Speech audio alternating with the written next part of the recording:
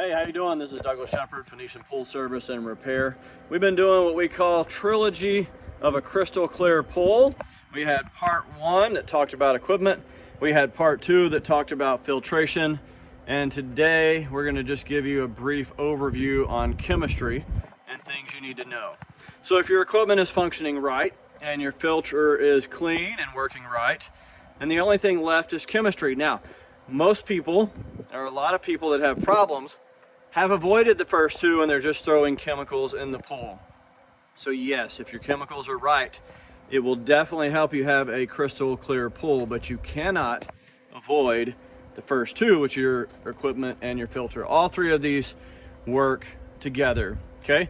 So I have another video on this link that is like in the pool schools 1 through 8, and it actually talks about chemistry. Using the strips here, it goes through what each one of these are, okay? So I'm not going to redo that today, but I do recommend that you watch that as part of the trilogy part, more info on what I'm giving you.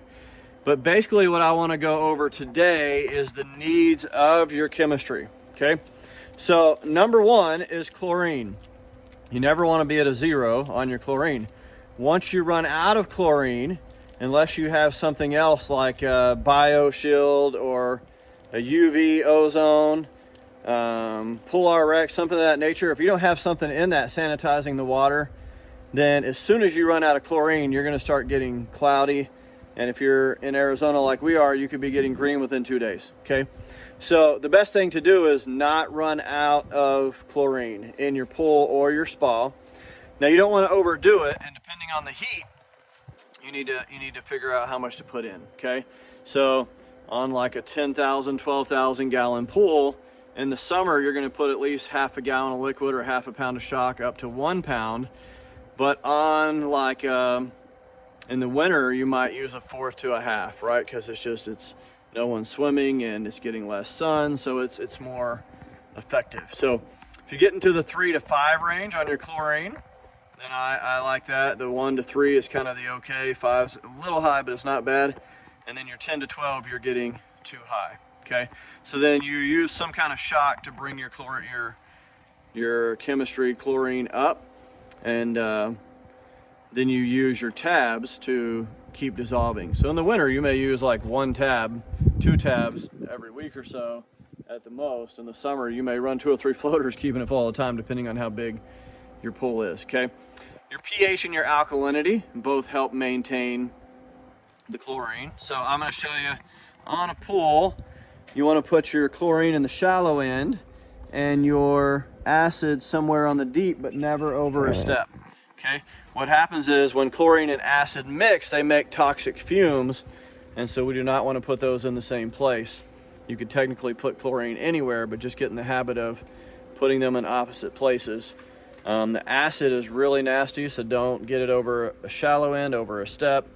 Don't put it over anything it can really touch. You want to kind of get in the deep. Now, a lot of that stuff is in the other video.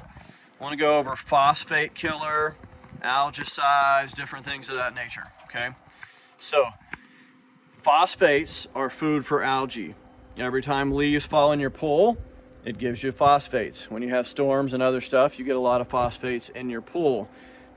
Kids swimming, other things can also build up the phosphates. The more phosphates you get in your pool, the more algae you're gonna get. So you can buy a bottle of phosphate killer. There's different brands that are all pretty similar. And you follow, it says for so many thousand gallons, put in this much. You'll do an initial treatment, and then you can do like a weekly treatment. The more you get rid of your phosphates, the less your chlorine is going to have to be used, right? You're always going to use chlorine, but you won't have to use as much if there's no phosphates in the water. You will not get away if you just let your phosphates get worse and worse and worse and you never do anything. Your chlorine, you'll use more and more chlorine, and eventually it'll be less and less effective. So the two of those work together really well. You can put in some kind of algaecide weekly. A lot of them have copper. There's different types of algaecide. There's copper algaecides, there's pneumonia algaecides. And basically they fight algae so that your chlorine is only sanitizing the water. So for a UV or ozone, they're basically doing some of your sanitization, right? So you can use half the chlorine or even more than that because it's sanitizing the water. I mean, literally in other countries, they use the UV in there, in like a sand filter and a UV, and they sanitize the water to drink it. Here, we're sanitizing our water so we can swim in it. You know, third world problems, you know how that goes. But yes, you can use that. Salt systems will make chlorine for you. They will raise your pH, so you'll use more acid. Salt's okay. It can be corrosive, so you have to be careful on some of that. It is a very nice swimming experience, though. Okay. So that's salt. There's I love what's called the PolarX, which is just copper and algaecides. There's copper. So if you put it in the summer, necessarily in the winter, you can get away with not using it unless you're heating your pool, and then it's summer year round for you. But with a PolarX, it is this little different metals that go into your pump basket. And every day as the pump runs, it is putting that copper into the pool. Okay. So with that, it fights the algae, so you use less chlorine as well. The downside to copper algaecides are, if your CYA gets above 150, whether it's the PolarX or you put way too much copper in your pool, it can cause issues. So on CYA, which is also called cyanuric acid, some people call it stabilizer, when you start up a pool, you have to put stabilizer in it. It creates like a blanket for the chlorine. Your chlorine will never hold until you have your stabilizer right. The okay range is 30 to 50, unless you have a salt system, and then it needs to be more like 80 to 100. The problem is your tabs have CYA. A lot of your shocks have CYA.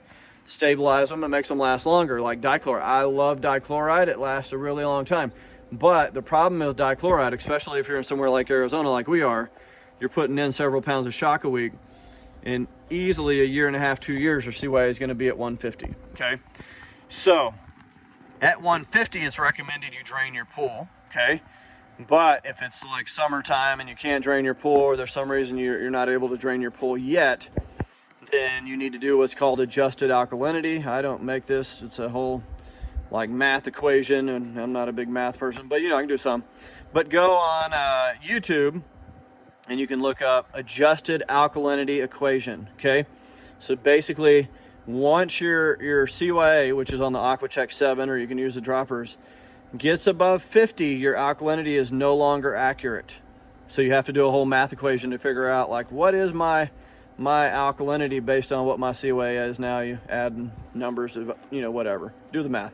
So look into that. If your pool's off alkalinity wise, it is corrosive and it messes stuff up too. So learn that. But when you get to 150, you definitely want to have that adjusted alkalinity right. When you're using copper algaecides, you can get a lot of stuff turn purple. Okay, so then you got to drain the pool and put chlorine bath on it to get rid of it. But it's just best to avoid that. But outside of being careful of that, I love the PolarX. I'm a big fan. We had like 250 customers. We bought every one of our customers one 2 summers ago because chlorine just got too expensive, right? So it cut it in half, and then we didn't have to worry about, oh no, it ran out of chlorine one day and now we have algae. It was a great problem solver, and helped us save some money, and our customers were super happy. Okay, so I love those. There's another one. There's some other ones out there. The Flowtron is about double the price. It has some extra metals in it and releases it as it goes. But that, the BioShield, the UV, all ways to kind of cut on chlorine. So with your acid, you add it in as your pH is high. If it gets too low, you add soda ash. If your alkalinity is low, then you add sodium bicarb. And so all these things will help you maintain your pool water, keep it crystal clear. I recommend just get in the habit, put it in your phone, and every 3 days, check your levels. And it's better to overdo it. What I tell people is, do not do the eye test. Don't be like, oh, the pool looks horrible, I should probably deal with it. Now you're just wasting money. Okay, at that point, you should hire a pool guy. But check it every 3 days like clockwork. Keep everything right in range.